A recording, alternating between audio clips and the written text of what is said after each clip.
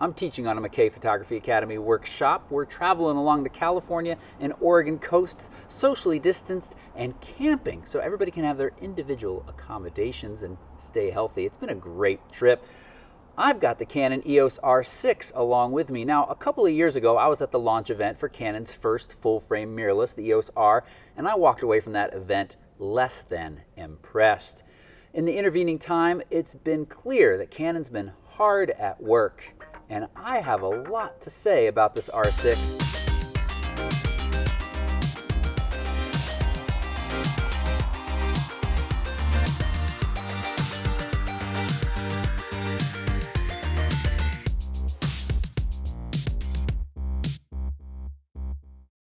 All right, I'm back from my workshop and I'm ready to tell you. Right up front, Canon has produced an excellent all-around photography tool with the Canon R6, and it's at a competitive price. I mean, there are a few drawbacks, including the psychological one of downgrading in megapixels for anybody who wants to upgrade from their current full-frame Canon camera. And there's a few other minor concerns that I'm going to address at the end, but overall, I'm happy to recommend this camera to photographers. And that hasn't always been the case with Canon mirrorless cameras. Let's start with a little history lesson. Canon released their first full-frame mirrorless, the EOS R, fall of 2018. I was at the launch event in Hawaii, and it was full of rainbows, because Hawaii. Overall, though, I was less impressed with the camera. It had kind of that weird control scheme and autofocus that was sluggish, that coupled with a slower frame rate. And then there are video specs that were definitely behind the competitors with no image stabilization, and at the time of launch, expensive and limited number of lenses. Although with the adapter stuck on this IRIX, you had loads more options to use your EF lenses. And then, of course, there was that one card slot that so many YouTubers, including myself, had trouble accepting at its launch price point. Now, in fairness, this was their first full-frame mirrorless camera, but in fairness to the harshness with which I judged it, it was behind in the times. Fast forward 18 months, we start to see teasers of new cameras from Canon, one capable of 8K video. What? Look, that was all of the news. Video, video, video. Well, now we've got our hands on these two cameras, the EOS R5, which is a 45 megapixel 8K video shooting beast that costs $3,900, and the R6, 20 megapixels, 4K at 60p, and costs a more reasonable $2,400.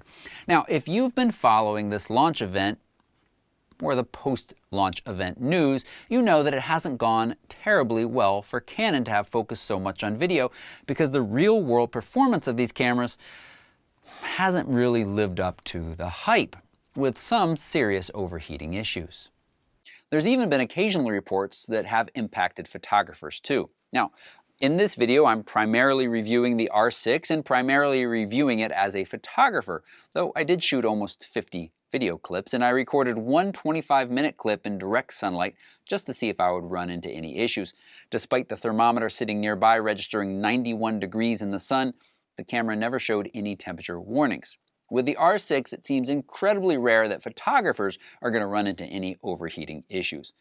But based on reviewers I trust, it is a real possibility that when you use this camera primarily for video, you could run into issues. And so, for now, I'm going to hold off recommending it for videographers. That might change with future firmware updates. It's already gotten a little bit better since launch.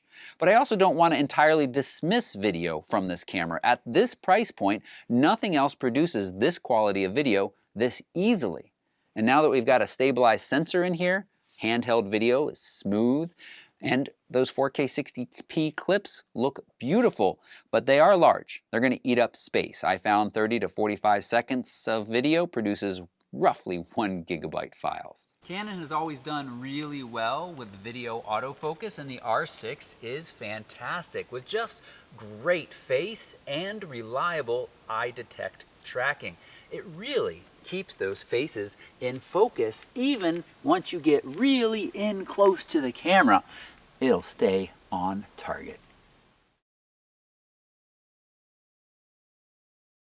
We've got a fully articulated touchscreen and a focus point joystick. Canon did a really good thing here using a tried and true control scheme in this camera, and I found it a joy to use. Look, Canon has always been a leader in creating cameras that are approachable and easy to use.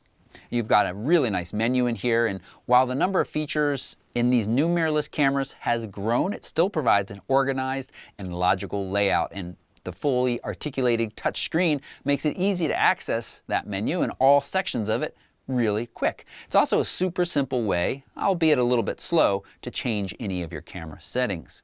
Now, you have 3 separate and dedicated dials to provide a fast way to change settings, so the full manual experience with this camera is very good. Plus, on RF lenses and the RF adapter, you've got the lens control ring, providing an additional point of control that's set up very nicely. Now, the camera feels good in hand. Maybe not quite as good as a Canon 5D or 6D, but they wanted to make a smaller and lighter camera, and I think they made some smart sacrifices to get there, and it's achieved a nice balance. While you don't have a ton of customizable buttons, you have enough, and you can reassign several of the existing buttons. Plus, spend some time in the menu system, and I think you're going to find everything you need to set this camera up so that it works best for you. The few small issues I had with usability were all solved once I spent a couple of minutes working through the various options in the menu. In addition, the viewfinder is crisp, it's bright, it's responsive. I think photographers moving from optical viewfinders will be very happy. And yes, dual SD card slots. Yeah, nice. But video shooters, you can't write to both cards at the same time with video. Again, making this camera a little less desirable for serious video work. I spent several days testing the autofocus of the EOS R6. What I really wanted to see was, how does it perform for action? Can I now recommend this camera for wildlife and action? And I'm happy to say that yes, absolutely. The R6 is one of the best in class at capturing action. Set the AF to servo, use the center area for focus with IAF turned on. It quickly locked onto subjects and kept up with subjects moving directly and rapidly. Let's take a closer look at this in action. Here we got servo AF. The bounding box isn't always accurate. Let's look at that again in slow motion. Now I am shooting 20 frames per second. Notice you don't get any blackout. And again, you can see that that blue box isn't always on target. But if we look at the resulting pictures, they are all in focus. Let's zoom in a little closer at these last couple. It's done a really nice job. And that IAF I mentioned, on target, where I saw it work on humans, dogs, some birds. In some cases, it seems to be guessing at the location of the eye rather than actually detecting it, but those guesses were all close enough, and the result was the same, focus where I wanted it.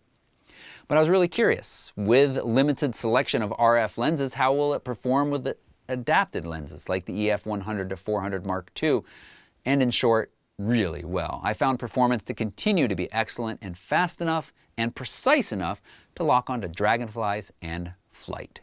I also spent some time comparing autofocus speed against the 5D Mark IV using the same lens, the 100-400 Mark II, and I found it easier to get more in-focus shots with the R6. Good progress, Canon. Now you combine this very good autofocus performance with the fact that the R6 offers 12 frames per second, very respectable, but you can switch to the fully electronic shutter, which is completely silent and it's not going to disturb wildlife, and you get 20 frames per second. And this is where things get interesting. With the action shots I captured, I don't see any issues using this electronic shutter. This is huge. Previously, I really only found the Sony A9 camera to have fast enough readout to avoid issues that make electronic shutter something to avoid when shooting action. Here again is Archer running flat out and even out to the end of the paw, sharp, no distortion. So 20 frames per second with excellent autofocus, no rolling shutter or other silent shutter issues, and this is absolutely the best sports and action camera in its class. You combine that with excellent performance with existing Canon lenses, and it's 2 thumbs up. Image quality is very good. Dynamic range, shadow noise, it's good. It's certainly improved over other previous cameras. It's not quite up to par with current cameras on the market from Sony and Nikon. But the main issue here is the decision by Canon to go with 20 megapixels. It's psychologically disappointing. I mean, I say psychologically because, well, the real world difference between 24 and 20 is very slight, but it is less than all other full frame cameras on the market. And when you look at the EOS R or Canon 6D and 5D Mark IV owners, it's a downgrade of megapixels. Who wants to upgrade and spend money for less megapixels? But as I said, even at those amounts, the difference is fairly slight. So it's really only psychologically disappointing. But for those with existing Canon cameras that might have 30 or more, this could be a barrier for you. It really comes down to how important are the other improvements in this camera, the other features. Are you willing to sacrifice some megapixels? Or you could choose to spend more for the Canon EOS R5 with a solid 45 megapixels. But the cost of the R5 does put it solidly in another class.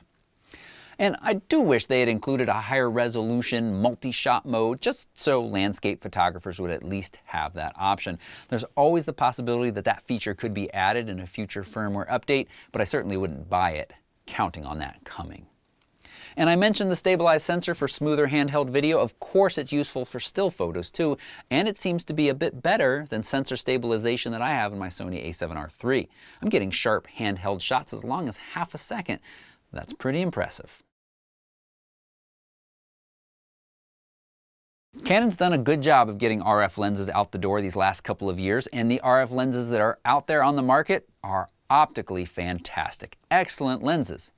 But they are expensive. Keep in mind, when you're buying a more budget-friendly camera, many of those lenses are going to easily cost as much or more than the camera. Unaware buyers might experience some sticker shock there. Now, there are some exceptions to this. There are more affordable third-party RF lenses that are starting to appear. And of course, with Canon's adapter, you have a huge selection of lenses available. And based on my experience, autofocus performance with many of those lenses continues to be excellent. This includes newer third-party lenses from Sigma too, but your experience might be hit or miss with older third-party lenses. Thumbs up for Canon for continuing to use the same battery form factor, the LPE6, that they have been for over a decade. If you have some form of the LPE6, it's going to work in these cameras, but you need the LPE6NH, the one that comes with the camera, to support USB charging. And that new LPE6NH has a slightly higher capacity, which I recommend. I mean, battery life is decent, but you're going to need at least one spare to safely make it through the day. Or you could occasionally plug into USB power. It's got to be the PD kind, power delivery, for charging in camera. And of course, you got to make sure you're not trying to charge an older battery, because nothing will happen. So honestly, I would buy one spare LPE6NH, and if you've got other older batteries around, keep them around, but clearly mark them as emergency spares so you know when you can and can't USB charge. And Canon's app I've stuck into this section, very good. Friendly user interface, easy control for selfie photos and videos. I really like and appreciate that bulb mode is easily supported for longer exposures. And through the app, you can geotag your photos. That's nice, but I didn't need that because I've got this ancient Canon GPS, which when the Canons arrived, I just threw on for fun, and you know what? It works perfectly. So again, thank you, Canon, for such lovely backward compatibility. And you say, hold on, nerd. Who cares about maps and pictures? I care, and a lot of traveling photographers care, because geotagging your pictures as you capture them is a fantastic way to make your large catalog of photos just that much more searchable. It's a really nice additional tool. That's all I'll say.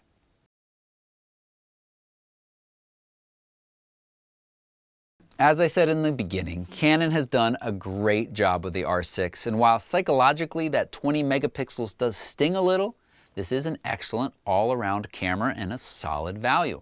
Provides the ease of use that Canon does very well, with performance that outclasses many other cameras at this price point. I'm happy to recommend this camera to anyone except serious videographers. As always, if you have any questions, you can leave them in the comments below, or feel free to reach out to me on Instagram. I want to help you find the best camera for you. If you appreciated this review, tap that thumbs up button. Don't forget to subscribe. Plus, press the little bell so you'll be notified of future videos, including my R5 review. I've got links to purchase this gear in the description. Your use of those links really does support this channel. Thanks so much for watching. Bye-bye.